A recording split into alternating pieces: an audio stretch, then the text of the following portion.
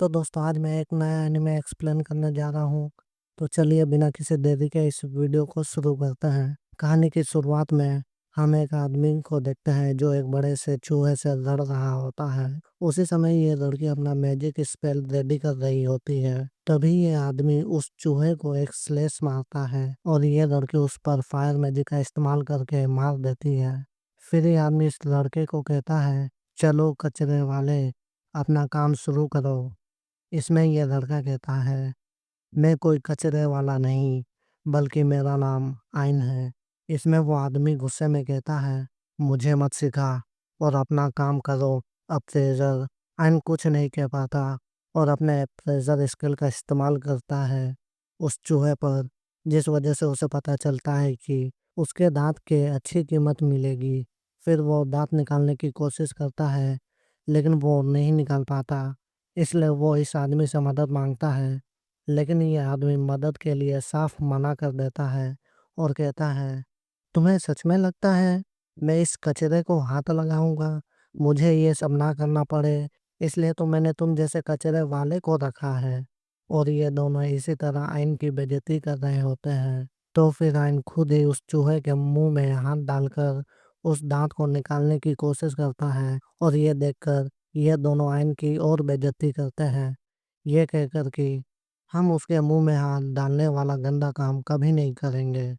तभी आइन उसके दांत को निकाल लेता है और फिर ये सब आगे बढ़ते हैं। फिर हमें बताया जाता है कि जब कोई पैदा होता है तब लाइट गॉडेस उन्हें काम देती है और डार्कनेस गॉडेस उन्हें एक स्किल देती है और उस स्किल को एबिलिटी के जरिए बढ़ाया जा सकता है।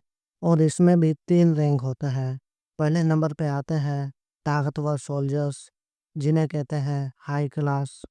फिर आता है कॉमन, जिसमें होते हैं स्वॉर्डमैन और मैजिशियन। फिर आता है सबसे नीचे लो क्लास, जिसमें किसान और अप्रेजर होते हैं। तभी सीन शिफ्ट होता है और इन तीनों को रास्ते में एक मरा हुआ बिस्ट मिलता है, जिसके शरीर के हिस्से के काफी अच्छी कीमत मिलती है। इसलिए ये आदमी लालच के कारण आयन को सब कुछ कलेक्ट करने को कहता है। इसमें आयन उसे समझाने की कोशिश करता है कि यह अजीब है, लेकिन वो आदमी नहीं समझता और आयन को काम से निकालने की धमकी देता है। और काम से निकलने के डर से आयन अपने अप्रेजर स्किल के जरिए सारी कीमती चीजें ले लेता है। फिर जब वो और थोड़ा आगे जाते हैं तो उन्हें वही मरा हुआ बेस्ट दोबारा मिलता है। ये दोनों तो लालच के कारण बहुत खुश होते हैं, लेकिन आइन को कुछ गड़बड़ लगती है। इसलिए वो दोबारा उन्हें समझाने की कोशिश करता है, लेकिन ये दोनों उसकी बात नहीं सुनते और गुस्से से आइन को उसका काम करने को कहते हैं।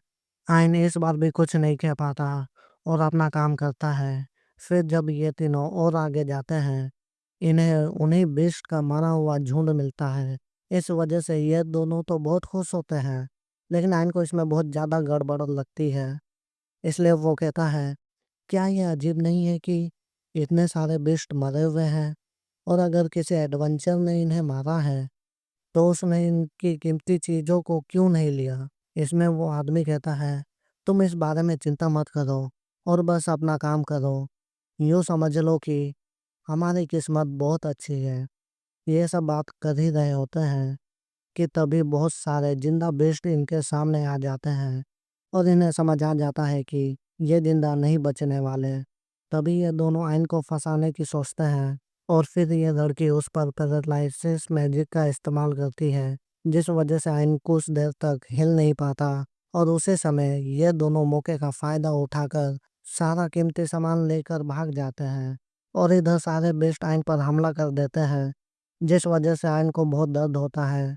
लेकिन उस दर्द से मैजिक का असर थोड़ा कम हो जाता है, जिस वजह से ये उन पर हमला करता है और कुछ फ्रूट्स गिराकर भागने लगता है। थोड़ी दूर भागने के बाद उसे समझ आता है कि उन दोनों ने इसे यहाँ फंसा दिया है।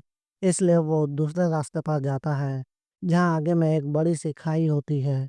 और ये देखकर वो हंसने लगता है, क्योंकि अगर वो पीछे गया तो वो बेस्ट इसे मार देंगे और यहाँ से कूदा तो ये ऐसे ही मर जाएगा।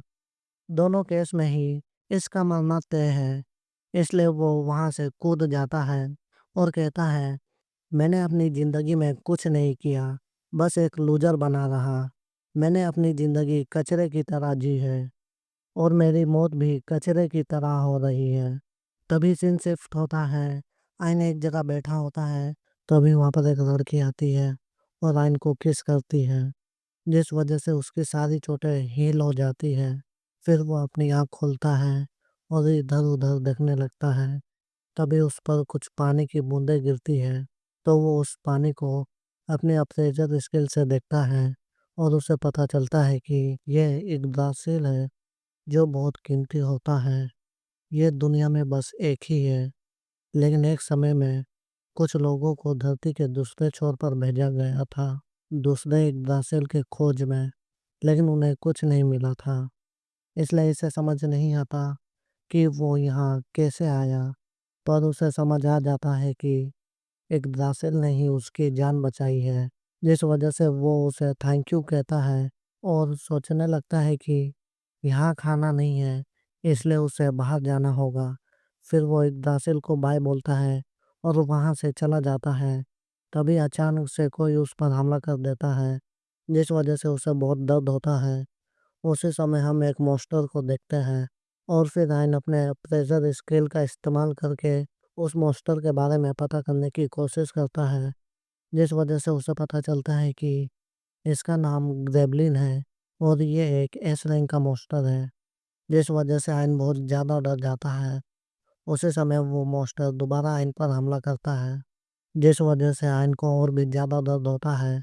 तभी वहाँ पर एक बड़ा सा भालू आता है और एक झटके में ही ग्रेबलिन को मार देता है। ये देखकर आयन इस पर भी अप्रेजर स्किल का इस्तेमाल करता है और उसे पता चलता है कि ये एक डेथ बेयर है और ये भी एस रैंक का मॉन्स्टर है।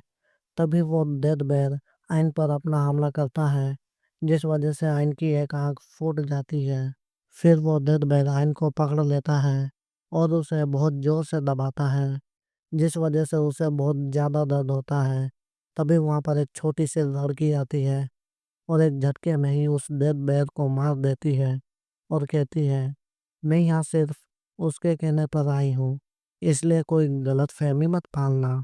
और फिर ये एपिसोड यहीं ख़त्म होता है। अगर आपको ये एनीमे पसंद आया हो तो लाइक, कमेंट और सब्सक्राइब करना ना भूलें, ताकि जब इसका एपिसोड 2 आए तब आपको वो सबसे पहले मिले। तो तब तक के लिए सायोनारा।